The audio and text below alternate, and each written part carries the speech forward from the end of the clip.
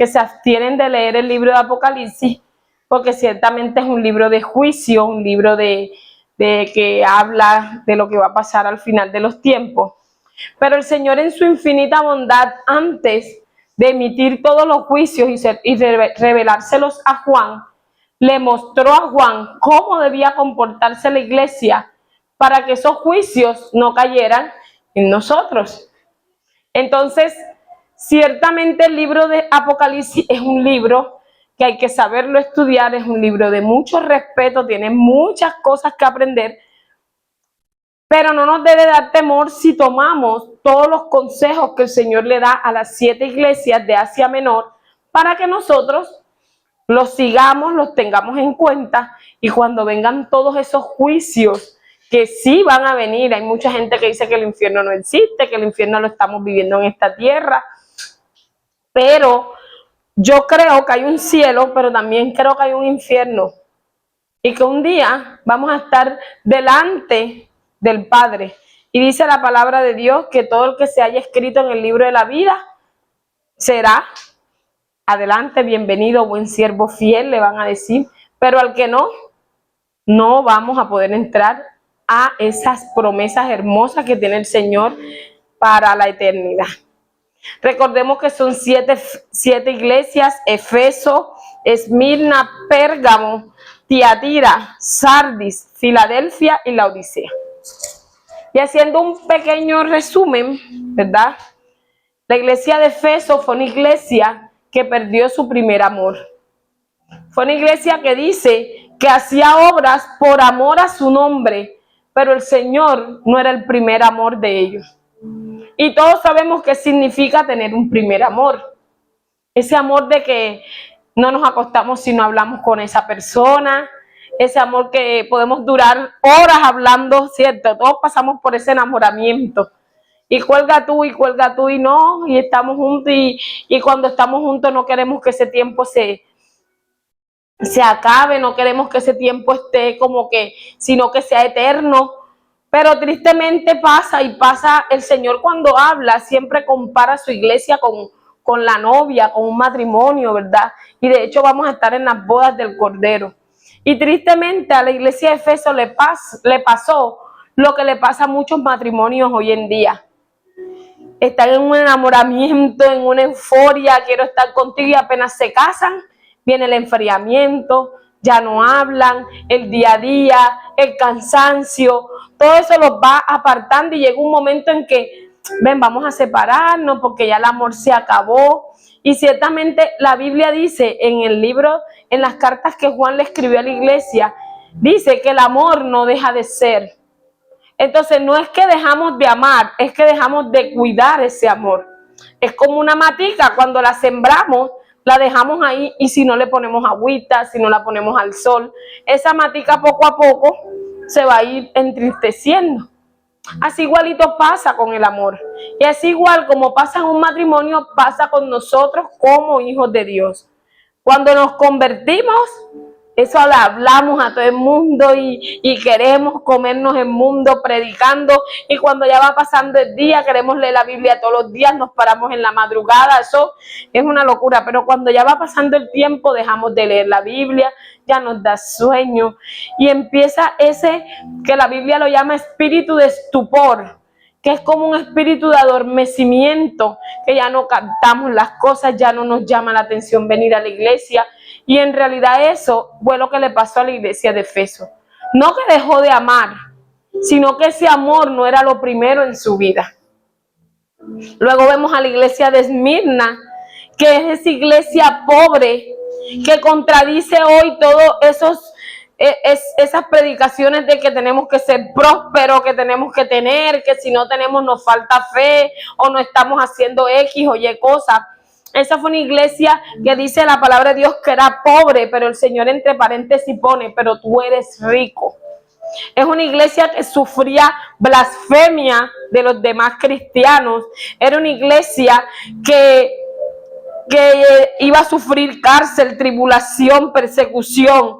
Pero después el Señor le da una hermosa promesa y dice, yo te daré la corona de vida, ¿verdad? Dice que sigan ahí, no temas a lo que vas a padecer, ¿Por qué? Porque en el tiempo indicado te daré la corona de vida, ¿verdad? Y siempre el Señor comienza diciendo, yo conozco tus obras, y termina diciendo, el que tiene oídos para oír, oiga lo que se le dice, lo que el Espíritu le dice a las iglesias.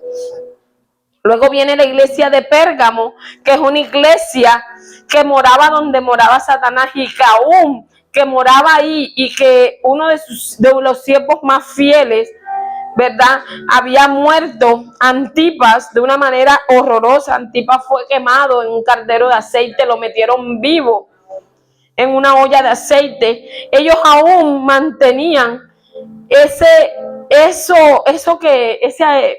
como dice, retenía el nombre del Señor, y dice, y no has negado mi fe.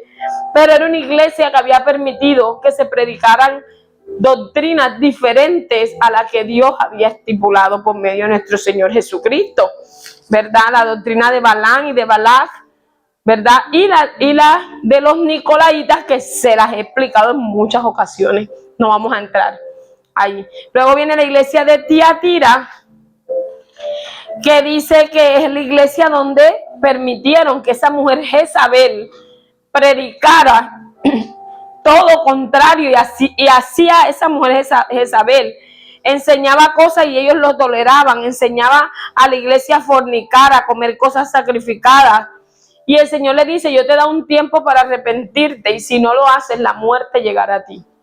Y habla de la muerte física, ¿verdad? Habla de cama, de que sus hijos van a estar en cama. Entonces tenemos que estar muy cuidadosos cuando nos congregamos aquí o en cualquier iglesia, de qué se predica en el púlpito.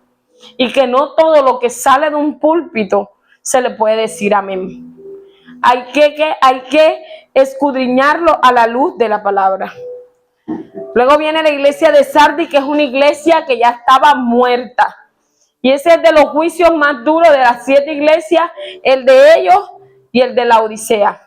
Pero el de ellos es peor, porque ya cuando uno lleva a un familiar a una clínica y uno lo lleva con vida, uno tiene esperanza, ¿verdad? Aunque esté en UCI, aunque digan que no hay esperanza, mientras esté ese latido ahí uno tiene esperanza de que nuestro familiar va a estar bien. Pero cuando a ti te dicen, no, dejó de latir, y ahí sí, no hay más esperanza. La iglesia de Sardis, el Señor le dijo, estás muerta, estás muerta.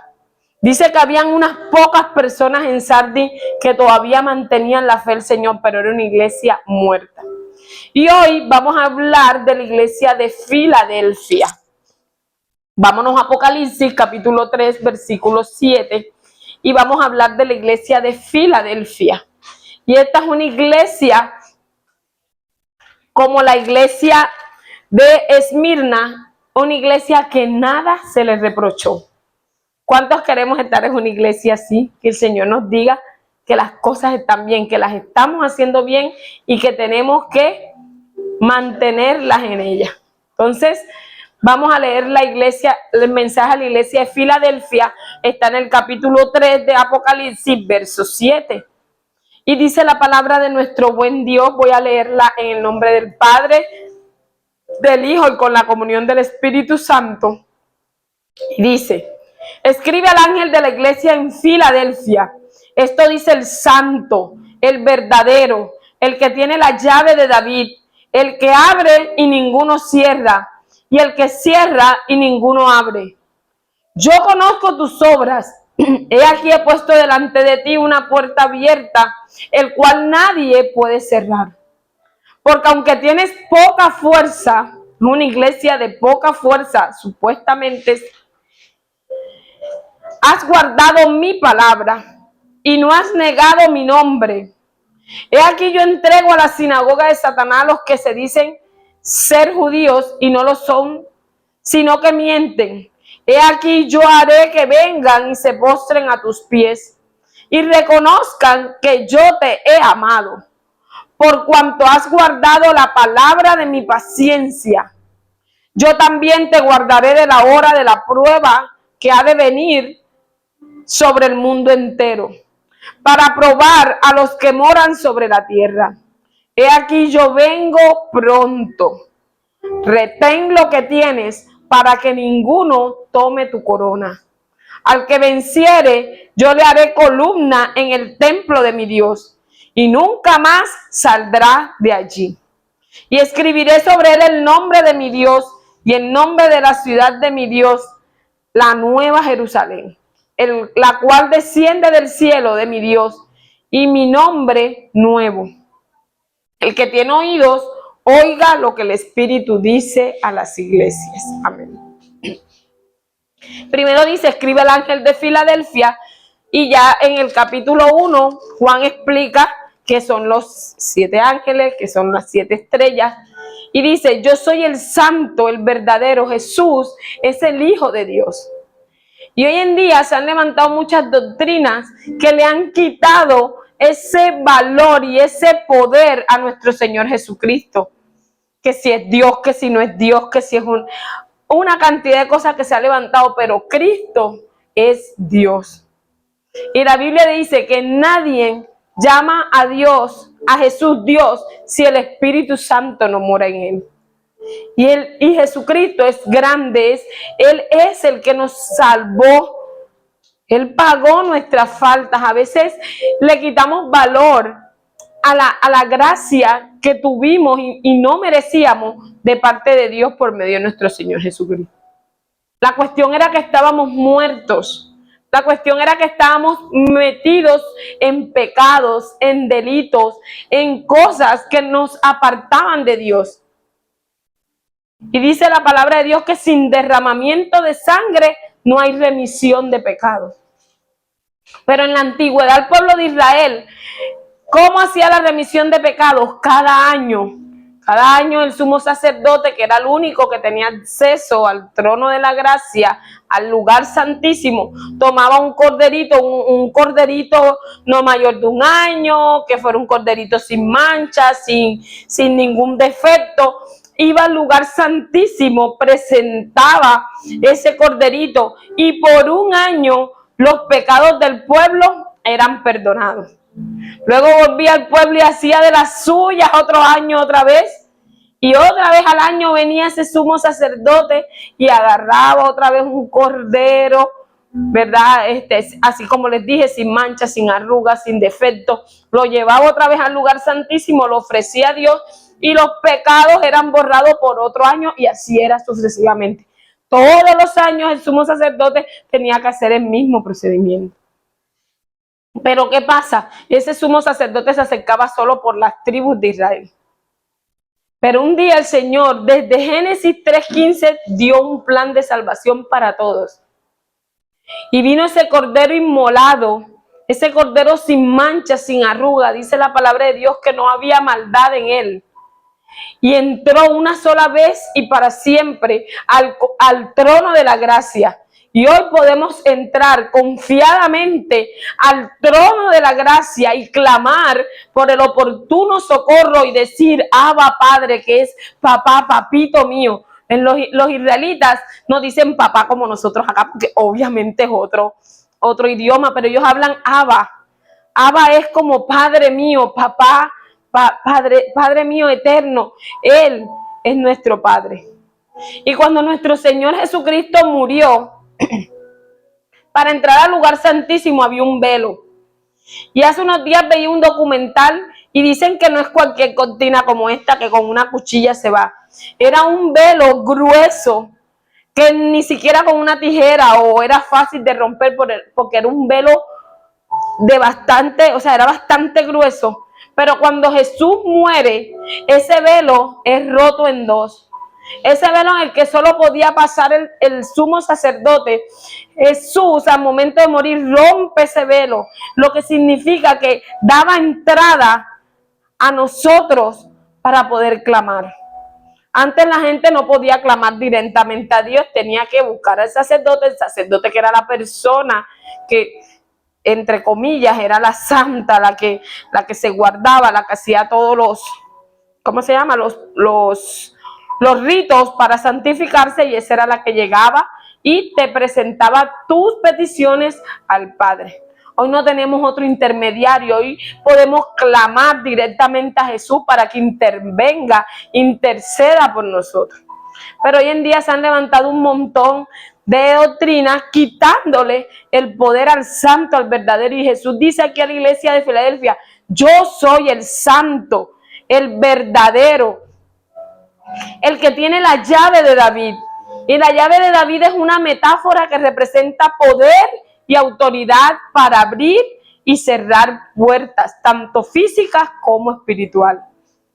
En una ocasión, una predicadora decía que le daba a un pastor la llave de David. O sea, yo te doy la llave de David. Primero que todo, la llave de David es la llave de Dios y solamente la tiene Jesús.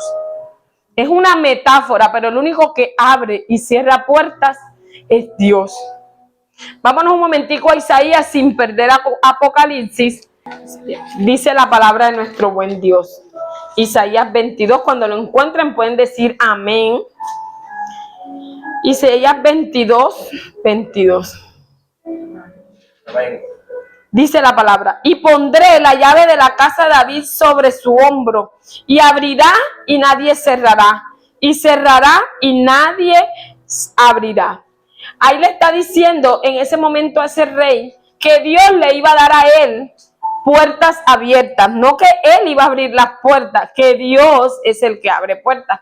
Entonces el que tiene esa llave, esa autoridad, ese poder es nuestro Señor Jesucristo, nuestro buen Dios, el que tiene la llave, y lo que Dios abre nunca se cierra.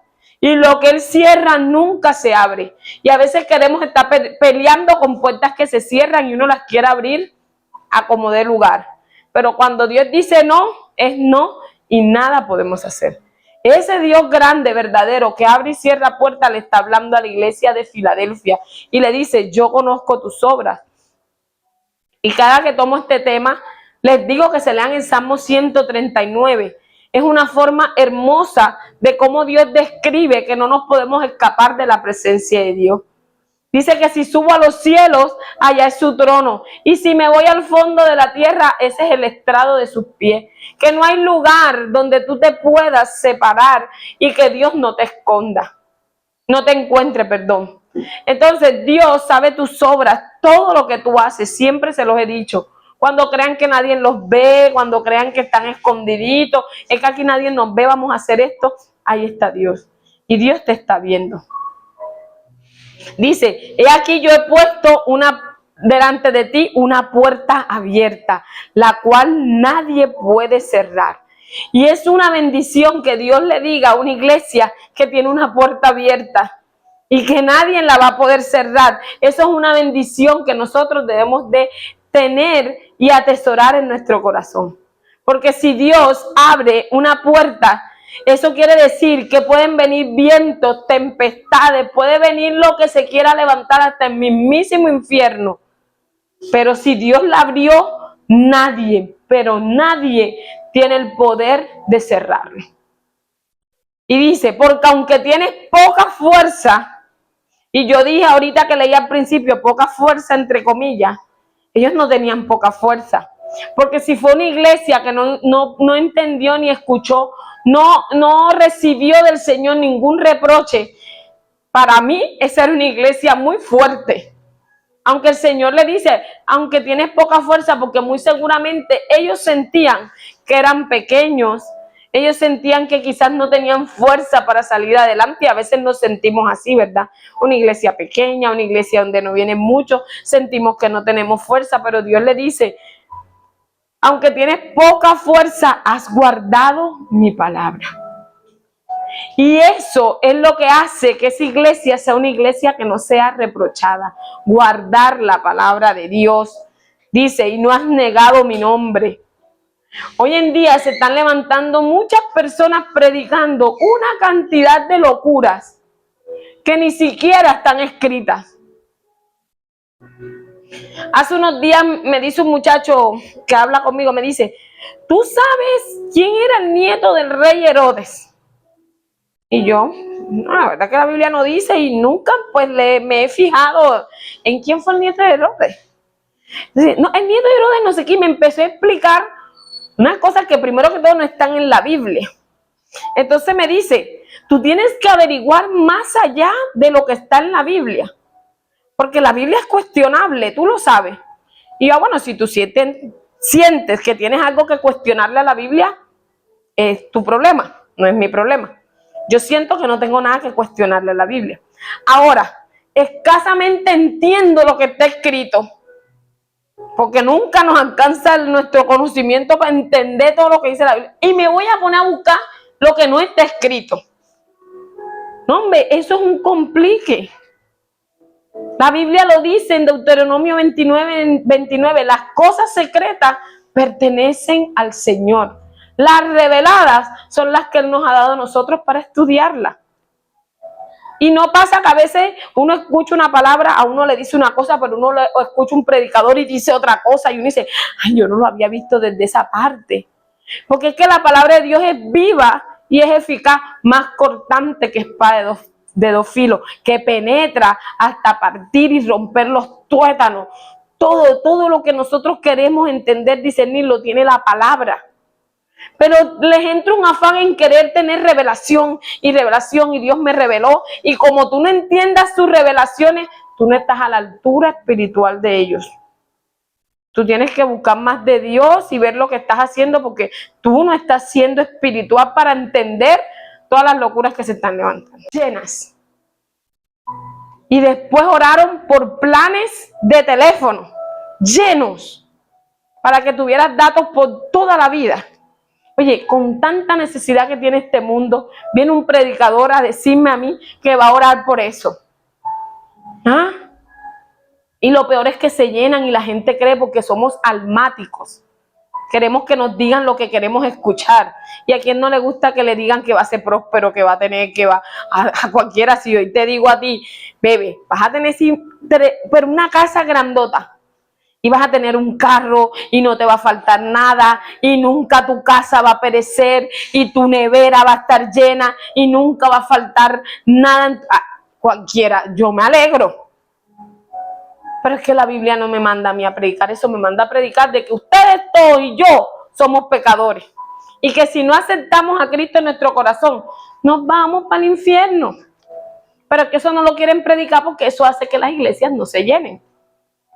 Que te confronten con el pecado, que te digan que te calles cuando tienes que callarte, que te digan que tienes que someterte a tu marido, que digan que tienes que hacer esto o aquello. Eso no llena. Eso no llena expectativas de las personas. Muchas personas son rápidas para hablar, ustedes me conocen, y hay veces que me tengo que callar. Y tengo que aprender a callar y a escuchar. ¿Verdad que lo que estoy haciendo no está bien? Entonces vemos cómo esta iglesia no es reprendida, no es reprochada, porque han guardado la palabra de Dios, tal cual como tiene que ser. Es que antes de Adán existió fulano, yo no sé, la Biblia no me está diciendo a mí que antes de Adán hubieron, que eso no importa. La Biblia dice que hubo una creación y que el Señor, el primer hombre que creó fue Adán, y que de la costilla de Adán sacó Eva. Ahora yo me voy a poner a ver si Adán tuvo otra esposa, y lo peor, ya saben hasta el nombre. Se llamó Lili, la otra esposa de Adán. ¿Dónde en la Biblia dice que Adán tuvo otra esposa y que esa esposa se llamaba Lili? Son puras doctrinas de hombres que se ponen a inventar cosas que no están ni siquiera respaldadas con la palabra de Dios. Entonces vemos cómo esta iglesia mantenía y guardaba la palabra de Dios, y no guardaba y no negaba su nombre. No podemos negar a quién servimos. Pero hoy hay cristianos que son cristianos los domingos y los días de servicio, pero de los demás días, Dios mío, mienten, hacen un montón de cosas, y no quiere decir que yo sea santa, pero tenemos que procurar vivir una vida agradable al Señor. No es fácil, pero debemos procurarlo. Entonces miren, dice el 9, he aquí yo entrego de la sinagoga de Satanás a los que se dicen ser judíos y no lo son, sino que mienten. Ustedes recuerdan que la sinagoga de Satanás la menciona el Señor en la iglesia de Pérgamo. Y habla de los judíos que se creen judíos, que se creían, mejor dicho, pues, eran los más santos, los que tenían el derecho a juzgar, y todos se creían los más llenos de ley, los que más podían hablarle a la gente de pecado. Dice, de esa sinagoga yo te entrego a los que se dicen ser judíos y no lo son, sino que mienten. ¿A quiénes? A los que están predicando la palabra de Dios y son unos mentirosos. No hablan lo que dice la palabra de Dios. Y se la viven es Dios me dijo, Dios me dijo, Dios me dijo, y Dios no te ha dicho nada. Y en la Biblia, en el libro de Ezequiel, hay una reprensión para los pastores que dicen, ay de aquel que dice Dios me dijo, Dios me dijo, Dios me dijo, y Dios no les ha dicho nada. No lo tengo aquí porque no estaba, ahora me vino, y búscalo en casa, está en Ezequiel de 30 para abajo, está reprensión a los profetas y pastores. Ay de aquel pastor que mutila a las ovejas, ay de aquel pastor y profeta que dice Dios me dijo, y Dios no me ha dicho nada. Dice, sino que mienten, he aquí yo haré que vengan y se postren a tus pies. Esos que se las dan de sabios, que creen que saben eso, van a venir a esas iglesias que han predicado la palabra de Dios como debe ser, y dice, se van a postrar a tus pies y van a reconocer que yo te he amado. Un día, esos grandes sabios, que se las dan de sabios, van a venir a reconocer que esa iglesia que dice aquí mismo que tenía poca fuerza, de verdad predicaba la palabra de Dios. Entonces debemos de mantenernos firmes y fieles a la palabra de Dios. Listo, dice el libro de Tito, capítulo 2, verso 1, dice, pero tú habla lo que está de acuerdo con la sana doctrina. Que los ancianos sean sobrios, serios, prudentes, sanos en la fe, en el amor, en la paciencia. Las ancianas asimismo sean reverentes en su porte, no calumniadoras, no esclavas del vino, maestras del bien. Que enseñen a las mujeres jóvenes a amar a sus maridos y a sus hijos, a ser prudentes, castas, cuidadosas de su casa, buenas, sujetas a sus maridos, para que la palabra que Dios no sea blasfemada. Amén. Entonces, ¿cómo se titula ahí? Enseña la sana doctrina. Y miren cómo empieza, pero tú hablas de acuerdo a lo que está escrito, no de acuerdo a lo que tú piensas, no de acuerdo a lo que a ti te parece, sino de acuerdo a lo que está escrito. Y dice, a los ancianos que sean como, sigan ahí la palabra, sobrios, serios, prudentes, sanos en la fe, en el amor y en la paciencia. ¿Qué le está diciendo a los hombres? Que sean prudentes, sanos, sabios, pacientes. A los ancianos, pues, a los ancianos de la iglesia. Que sean sabios, ¿verdad? Pacientes. Y a nosotras, las ancianas de la iglesia, ¿qué les dice? Que sean reverentes en su porte. Que no sean calumniadoras. Que no sean esclavas del vino. Hay quien dijo que los cristianos no podemos tomar. Pues aquí dice, no sean esclavas del vino, maestras del bien, que enseñen a las mujeres jóvenes a amar a sus maridos y a sus hijos.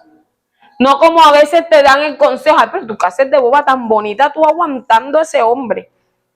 Ese hombre que aquí dice que nosotras debemos enseñarle a las demás mujeres a que amen a sus esposos, a que cuiden a sus hijos. Ay, es que no, mija, es que yo tengo que disfrutar mi juventud. ¿Para qué pariste? Te hubieses disfrutado tu juventud y después hubieses parido. Pero si pariste joven, cuida a tu hijo joven. Aquí dice que hay que enseñarle eso. Dice, a ser prudentes, castas.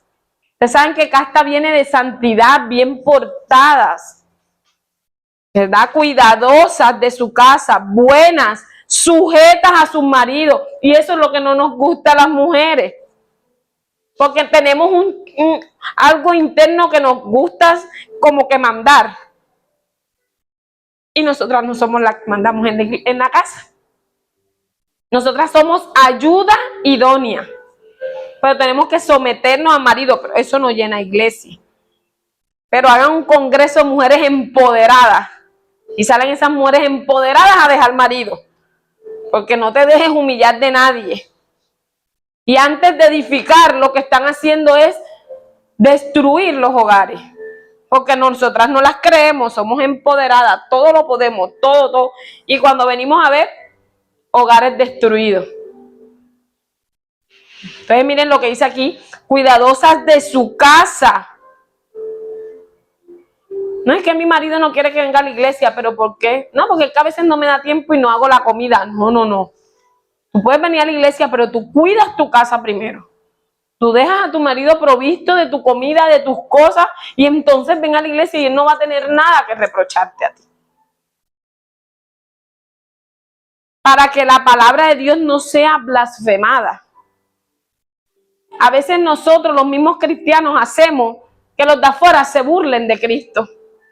Que nuestro marido no creyente se burle del Cristo que nos salvó y que muy seguramente es el que mantiene ese hogar en pie. Porque si fuera por él, ya tú te hubieses ido para Polonia. Se me vino Polonia, pero puede ser cualquier otra parte. Entonces, nosotros tenemos que ser cuidadosos como cristianos de no poner a Cristo en burla. ¿Y por qué lo ponemos en burla? Porque no cumplimos la palabra de Dios. ¿Y qué es lo que le está reprochando? Bueno, por lo que no es reprochada esta iglesia, porque cumplía la palabra de Dios. Cumplía lo que Dios mandó en sus estatutos. Dice, y eso sigue el 6, dice, exhorta a sí mismo a los jóvenes que sean prudentes. Dice, presentándote tú en todo como ejemplo de buenas obras. ¿Quién se tiene que presentar como ejemplo? Nosotros, los cristianos. Nosotros a veces pretendemos que el mundano se comporte como nosotros. Y si me dice, le digo. Porque es que yo puedo ser cristiano, pero no. No, a veces tenemos que callar, ser prudentes. ¿Verdad? Dice acá, dice el 7, presentándote tú en todo como ejemplo de buenas obras en la enseñanza, mostrando integridad y seriedad. Dice el 8, palabra sana e irreprochable, de modo que el adversario se avergüence y no tenga nada malo que decir de vosotros. Aleluya, gloria a Dios. Pero hay cristianos que el primero que tiene que señalar el diablo es a nosotros como cristianos. Y dice que cuando el diablo tenga algo que decir en contra de nosotros, él no va a encontrar que decir en contra de nosotros, porque nosotros estamos cumpliendo la palabra de Dios. Mira lo que dice el 9, exhorta a los siervos a que se sujeten a los amos. Esto habla, ahora nosotros no tenemos ni esclavos ni nada de eso, pero no es que en mi trabajo mi jefe, sométete a tu jefe. Ah, vamos a decir renuncia, porque no, sométete a tu jefe. Dice acá que agraden en todo, que no sean respondones, que agraden en todo, no defraudando, sino mostrándose fieles en todo, para que en todo adornen la doctrina de ¿quién? De Dios, de nuestro Salvador. Cuando cumplimos la palabra de Dios, nosotros adornamos la doctrina de Dios con nuestro comportamiento. Porque si de pronto cuando no eras cristiano eras respondón y grosero y de pronto la gente empieza a ver, oye, si está cambiando, yo quiero conocer de eso que tú conociste. Oye, si está siendo diferente. Oye, si se ve, si lo que está predicando lo está aplicando. ¿Y qué hacemos ahí? Adornamos lo que Dios dice en su palabra. Pero cosa diferente pasa cuando queremos hacer nuestra voluntad. ¿Qué hace la gente? Y eso que es cristiano. Y hacen un video a enseñarte un mundano a hablar lengua. Y a mí ese video, cada que yo me acuerdo, me duele tanto. Porque el Espíritu Santo es tan, o sea, es lo más grande, es el regalo que Dios nos dejó. Jesús dijo, es necesario que yo me vaya, pero les dejaré un consolador. Y ese mismo consolador, dijo Jesús, que cualquier burla podía ser perdonada, pero burlarse del Espíritu Santo, Eso no va a ser perdonado ni en este siglo ni en el venidero. Y viene un mundano, hace un video a enseñarte a ti a hablar en lengua. Porque hoy en día se han levantado un montón de gente a creer que es hablar en lengua y viene a blasfemar lo que el Espíritu Santo puede hacer, porque el hablar en lengua sí se puede dar. Claro que sí, porque el Espíritu Santo es el mismo, Él está en la tierra y sigue obrando. Pero a causa de unos cuantos, la gente hace un video para burlarse del Espíritu Santo. Yo cuando vi ese video, de verdad me dolió tanto, que cuando dicen bababá, ya la unción va llegando. Y cuando dicen re, ya la unción. Oye, ¿qué es eso? No, hombre, que va. Eso me da tristeza, mucha tristeza. Entonces dice que nosotros con nuestro comportamiento adornamos la doctrina de Dios. Dice el 11, porque la gracia de Dios se ha manifestado para salvación a todos los hombres, enseñándonos que, renunciando a la impiedad y a los deseos mundanos, vivamos en este siglo sabia, justa y piadosamente, renunciando que a nuestros deseos. El deseo de nuestra carne siempre es continuo al mal, porque la carne siempre se va a inclinar a lo malo. Dice, aguardando la esperanza bienaventurada y la manifestación gloriosa de nuestro gran Dios y Salvador Jesucristo, quien se dio a sí mismo por nosotros, ¿para qué? Para redimirnos de toda iniquidad y purificar para sí un pueblo propio, celoso de buenas obras. ¿De qué es el Señor celoso? De buenas obras. El Señor espera que tú y yo como cristianos nos comportemos con buenas obras. No solamente cuando te ven los hermanos de la iglesia, aun cuando nadie te está viendo. Ahí es donde es importante portarse bien. Cuando todo el mundo te ve, tú te pones tu mejor pinta, te sale una aureola, Santa Fulana. Pero cuando cierran la puerta. Y ¿saben algo que yo entendí en estos días? Que cuando cerramos la puerta y burlamos ese lugar de intimidad, burlamos esa parte del Señor que dice, cerrada la puerta, clama a tu Padre que está en lo secreto, y tu Padre que te ve en lo secreto te recompensará en público. Pero ¿cómo pretendes tú que el Señor te recompense en público si tú blasfemas la intimidad donde el Señor promete que te va a recompensar? Tú te burlas de la intimidad cuando cierras la puerta y haces cosas que te apartan de Dios y después pretendes que Dios en público te exalte. No aplica, hermano. Hay que cuidar el lugar secreto. Hay que cuidar el lugar donde nadie te ve. Hay que cuidarlo. Porque es el lugar donde tú te conectas con el Señor y entonces el Señor va a escuchar tus oraciones y cuando tú salgas al público tú vas a ser exaltado. Pero no se trata de venir a la iglesia con la ropa más bonita y qué lindo nos vemos y en el secreto tú estás blasfemando la palabra de Dios. Entonces dice que Él se dio a nosotros mismos y Él es celoso de buenas obras. Entonces dice el 15, dice, esto habla, exhorta y reprende con toda autoridad. Y dice que nadie te menosprecie. ¿Cuándo te menosprecian a ti como cristiano? Cuando tú no estás haciendo lo que como cristiano tienes que hacer. La gente no va a querer escucharte que tú les evangelices porque te van a decir, no hombre.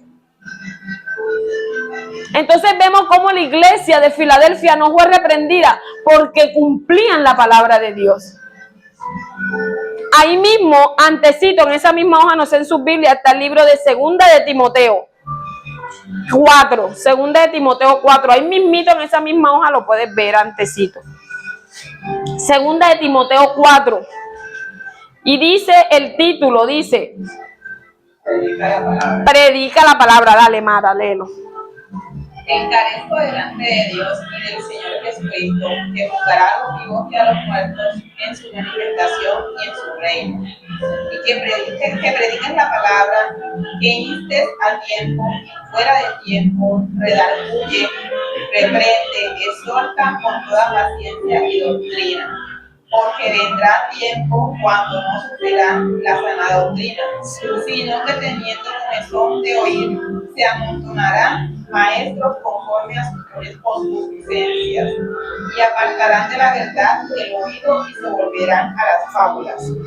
Pero tú sé sobrio en todo, soporta las aflicciones, haz obra de evangelista, cumple tu ministerio. Amén.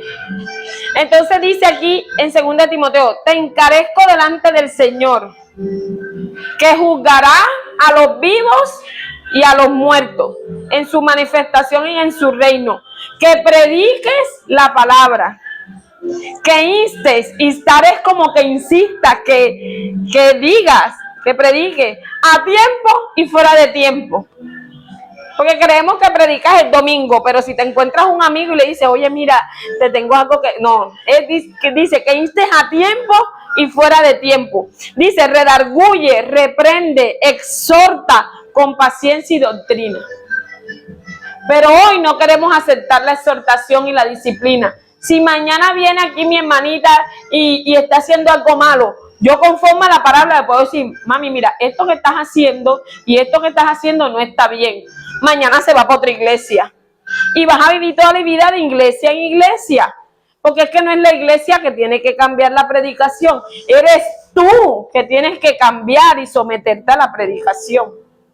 Pero queremos que prediquen como dice aquí mismo dice, porque vendrán tiempos cuando no sufrirán la sana doctrina, sino que teniendo comezón de oír. ¿Qué es comezón de oír? Escuchar lo que yo quiero, lo que me conviene.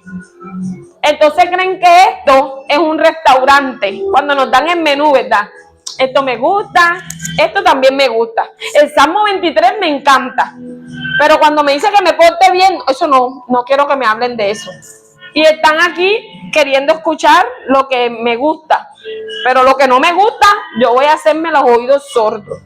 ¿Y quién se cree esta pecadora venirme a decir que yo me estoy portando mal? Si ella seguro es más mala que yo, seguramente sí soy más mala que tú, pero conforme a la palabra yo te puedo exhortar. Y dice, tendrán comezón de oír, se amontonarán maestros conforme a sus concupiscencias. Concupiscencia es pecado, conforme a lo que ellos creen, conforme a su carne.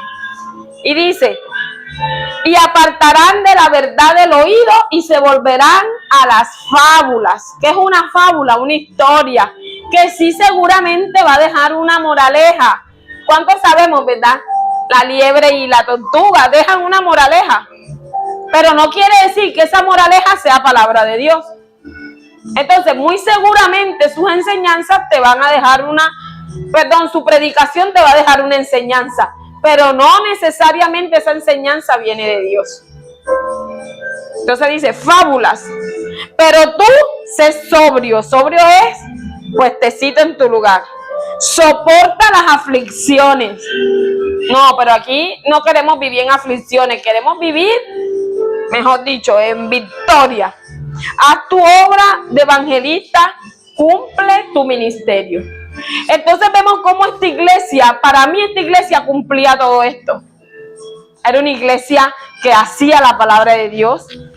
Miren el libro de Gálatas, si quieren no vayan allá, anótenlo y después lo leen. Y dice Pablo a los Gálatas, dice, estoy maravillado. O sea, Pablo estaba sorprendido de que tan pronto os hayáis alejado del que os llamó por la gracia de Cristo para seguir un evangelio diferente. ¿Evangelio qué es? Una buena noticia, buenas nuevas de salvación. Pero aquí Pablo dice que ya están siguiendo un evangelio diferente. Pero él aclara en el 7, dice, no que haya otro. O sea, no es que haya otro evangelio, es que se han inventado otro. Y ustedes lo están siguiendo. Y dice, sino que hay algunos que os perturban y quieren pervertir el evangelio de Cristo. Mas si aún a nosotros o un ángel del cielo os anunciare otro evangelio diferente del que os hemos anunciado, sea anatema. Anatema es maldito. Y cualquiera, ahí lo está diciendo Pablo, que predique algo que no se ciña a la palabra de Dios, usted no está obligado a estar en esa iglesia. Ay, es que tú eres un rebelde. No, a mí la Biblia me respalda y me dice que si tú te estás desviando de lo que dice la palabra de Dios, yo tengo toda la autoridad de irme de esta iglesia. Te van a decir, ¿qué te van a decir? Que no te sometes, te van a decir que eres rebelde. Pero ya si tú te vas porque te están exhortando y no te gusta, ya ahí sí no tienes respaldo bíblico. Entonces, hay que tener cuidado. Miren qué bonita esta iglesia, todo lo que alcanzó por cumplir la palabra de Dios y guardar el nombre de Jesús. Y dice después, ¿vamos por cuál? Por el 10. Dice, en Apocalipsis 3:10 dice, por cuanto has guardado la palabra de mi paciencia, yo también te guardaré de la hora de prueba que ha de venir sobre el mundo entero, para probar a los que moran sobre la tierra. ¿Cuál prueba nos va a librar el Señor? La que está aquí en Apocalipsis, lo que sigue, los sellos, las trompetas. Dice el Señor, yo te libraré. Hay muchas doctrinas que se han levantado y dicen que no vamos a pasar la tribulación, que sí la vamos a pasar en el Señor y vamos a soportar todo lo que se viene. ¿Ves? Entonces dice, el 11 dice, he aquí yo vengo pronto. Si lo dijo cuando se le apareció a Juan hace más de 2000 años, ¿no creen ustedes que está más cerca hoy de que Cristo venga? Está cerca, está a la vuelta. Y dice, retén lo que tienes, para que ninguno tome tu corona. Todos nosotros vamos a recibir coronas en el cielo. Pero si no cuidamos la palabra de Dios y lo que estamos aprendiendo, nuestra corona la podemos perder. No vas a perder tu salvación, vas a perder la corona. ¿Verdad? Dice, al que venciere, yo lo haré columna en el templo de Dios. ¿Y qué es una columna? Algo que sostiene, ¿verdad? Para poder levantar una casa hay que hacer cimientos y columnas, porque el Señor, esa casa se viene abajo. El Señor te promete a ti que tú vas a ser columna de su reino. Tú vas a ayudar a que el reino de Dios esté fuerte, porque tú eres una columna fuerte en las manos de Dios, cumpliendo su palabra.